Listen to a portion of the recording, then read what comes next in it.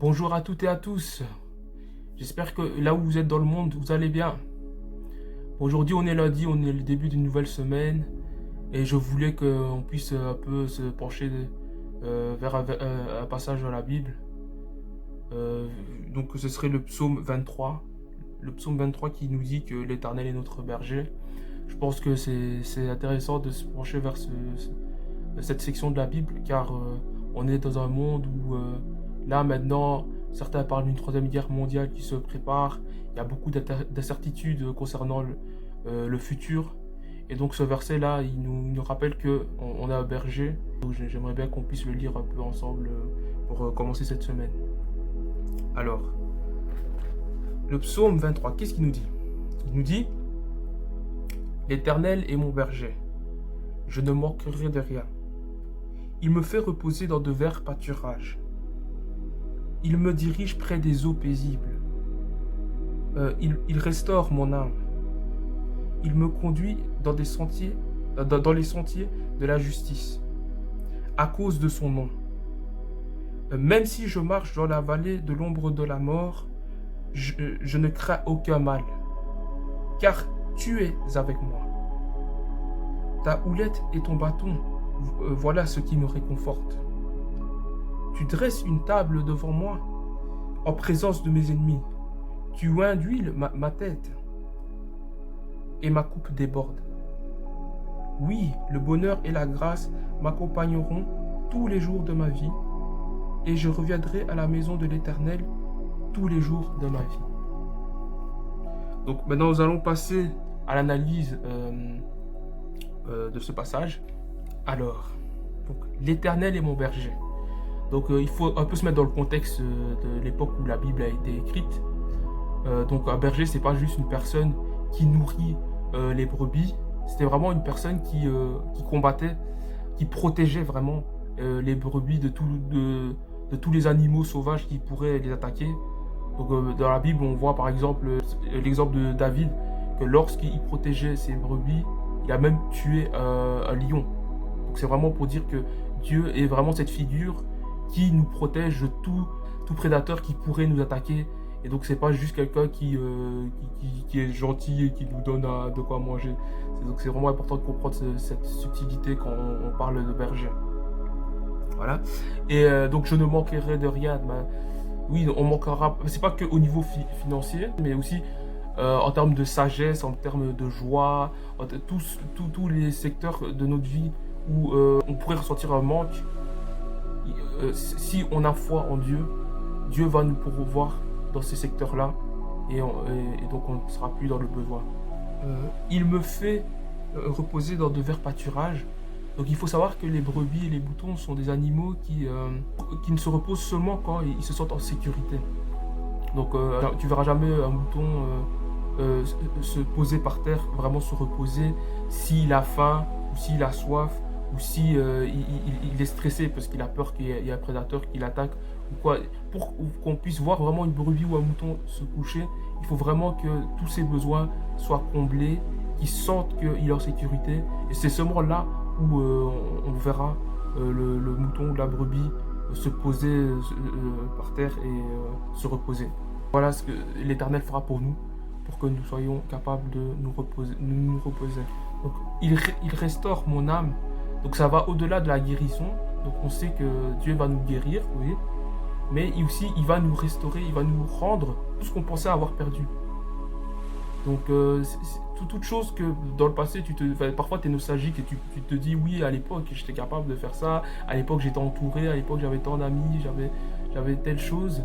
Et on pense à ça en se disant qu'on ne va plus jamais pouvoir revivre ces moments-là. Et bien là, c'est une promesse que Dieu va nous restaurer, il va nous rendre tout ce qu'on pensait avoir perdu. Donc c'est ça que ça veut dire quand il dit qu'il nous restaure. Donc il me conduit dans les sentiers de la justice. Ça veut dire que Dieu a vraiment ce rôle de nous diriger en fait. Donc pour toute personne qui se sent perdue dans sa vie, qui ne sait pas trop où aller, à quelle décision prendre pour le reste de leur vie, cette promesse nous dit que Dieu va nous diriger et que on sait que le chemin qu'il a pour nous, ce sera le meilleur chemin, car il est omniscient, il sait tout, Dieu sait tout, nous on ne sait pas tout. Et donc nous, les décisions qu'on peut prendre peuvent nous mener à des situations indésirables. Or, Dieu, lui, il connaît la destination. Même si je marche dans la vallée de l'ombre de la mort, donc ça représente toute saison où tu marches dans l'incertitude, dans une situation où tu ne vois pas devant toi. Parce que par exemple, quand tu es dans une vallée où il fait sombre, tu ne vois pas ce qu'il y a devant toi, tu marches un peu à l'aveugle, entre guillemets. Ça peut représenter par exemple lorsque tu passes un examen, un entretien d'embauche, où tu ne sais pas si tu vas être pris ou pas, quand tu vas chez le médecin, tu ne sais pas trop quel diagnostic il va poser sur toi.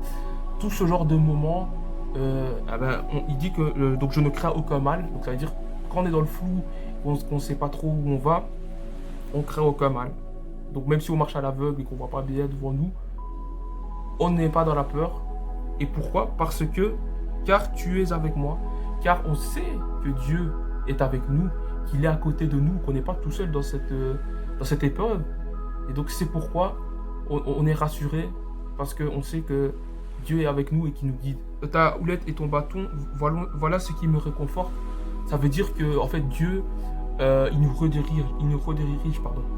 Donc comme je disais, quand on marche dans cet endroit un peu flou, on ne sait pas trop, on n'a pas peur parce qu'on sait que même si on va dans un mauvais chemin, Dieu va nous rediriger. Parce qu'en fait les bergers, avec le bâton et la houlette, ils utilisaient ça pour rediriger les brebis qui quittaient le troupeau par exemple et qui allaient à un endroit où ils ne devraient pas aller.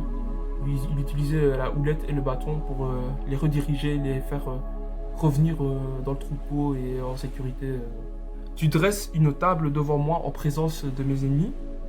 Donc ça veut dire qu'en fait, quand Dieu nous élève, il nous élève en présence de nos ennemis, en présence de toutes les personnes qui ne croyaient pas en nous, qui pensaient qu'on était en dessous d'eux et que nous, on était des ratés, qu'on ne peut pas réussir. Eh bien, Dieu, il va nous élever justement en présence de ces gens-là. Et ces gens-là, ils vont pouvoir voir l'œuvre que Dieu fait à travers nous et ils vont pouvoir se rendre compte de la puissance de Dieu, quoi. Donc c'est vraiment ça, c'est vraiment ce côté où tous ceux qui se moquaient de nous, ils vont être témoins de l'œuvre de Dieu en nous. Voilà. Et puis il dit, donc tu oins d'huile ma tête.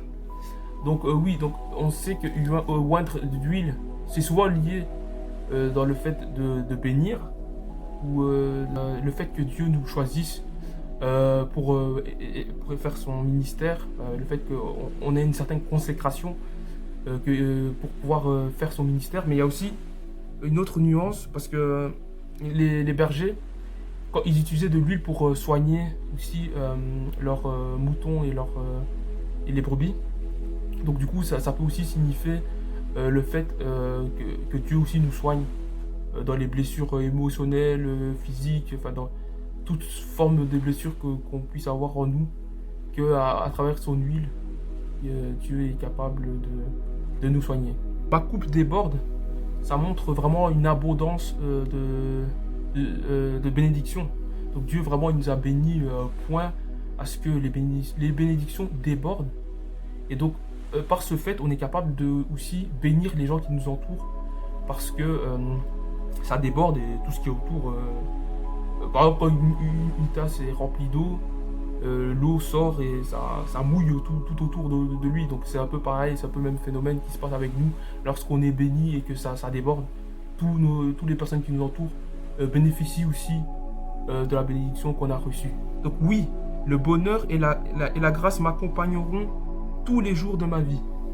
Donc il y a vraiment cette notion de... Donc le bonheur et la grâce va vraiment te pourchasser en fait. Il y a vraiment ce côté où que tu ailles. Si tu vas à gauche, la grâce et le bonheur ira à gauche. Si tu vas à droite, il ira à droite. Il y a vraiment cette notion de... Il te pourchasse, il te court après limite. Et donc ça fait que même si tu échoues, même si tu fais un péché, tu as raté, tu as été désobéissant, eh ben, parce que cette grâce et ce bonheur est avec toi, Dieu est capable de te reporter et de te ramener près de lui, et que tu ne vas pas rester dans ton échec ou dans le péché, quoi. Et je reviendrai à la maison de l'Éternel tous les jours de ma vie. Donc ça, c'est un peu une promesse du fait que la présence de Dieu ne nous quittera pas. Elle sera toujours avec nous tous les jours de notre vie. On va toujours revenir vers lui et il sera toujours en nous. Et le lien qui nous unit ne sera jamais coupé. Donc ce que j'aime dans ce passage, c'est que le psalmiste, David en l'occurrence ici, nous fait comprendre que l'Éternel est déjà son berger. C'est pas qu'il espère que l'Éternel le protège, le oint, puis enfin, tout ça, c'est pas une espérance, c'est vraiment une conviction personnelle, une conviction intérieure que Dieu est son berger et que peu importe, même s'il est dans l'ombre de la vallée de la mort, il ne craint rien parce qu'il a cette certitude en lui que Dieu est avec lui. Et donc, je t'encourage à toi aussi à avoir cette certitude dans ton cœur. Je t'encourage aussi à ce que tous les matins, quand tu te réveilles, et aussi avant de dormir, que tu puisses lire ce merveilleux psaume 23 avec foi. Et en faisant ça, tu vas ressentir la présence de Dieu.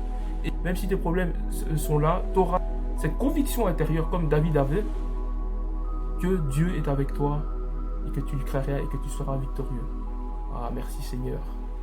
Donc nous allons à présent prier. Donc Père éternel, d'abord je te remercie pour ce psaume magnifique que tu nous as donné pour être notre berger. Je prie pour un frère et une sœur qui est découragé, qui à cause des situations qu'il traverse en ce moment, peut-être se sent seul. Je prie que dans son cœur, il y ait cette conviction qu'il a cette relation avec toi, que toi tu apportes la provision et le repos et la guérison, que tu es capable de les diriger dans n'importe quelle situation où ils sont, même s'ils ne voient pas devant eux, que toi tu vas leur donner un chemin, un but, que tu vas les protéger, que tu es fidèle, peu importe où ils iront, tu seras là, et que ta justice se fera voir contre leurs ennemis et les personnes qui ne croient pas en eux. Je prie aussi qu'ils puissent vivre dans l'abondance et que dans cette abondance, ils seront capables de bénir les personnes qui les entourent. Et je prie aussi qu'ils resteront toujours dans la maison de Dieu et que ta présence soit toujours avec eux partout où ils vont. Au nom de Jésus que nous avons prié. Amen. Bon allez, passe une bonne semaine et que Dieu te bénisse. Allez, ciao mon ami!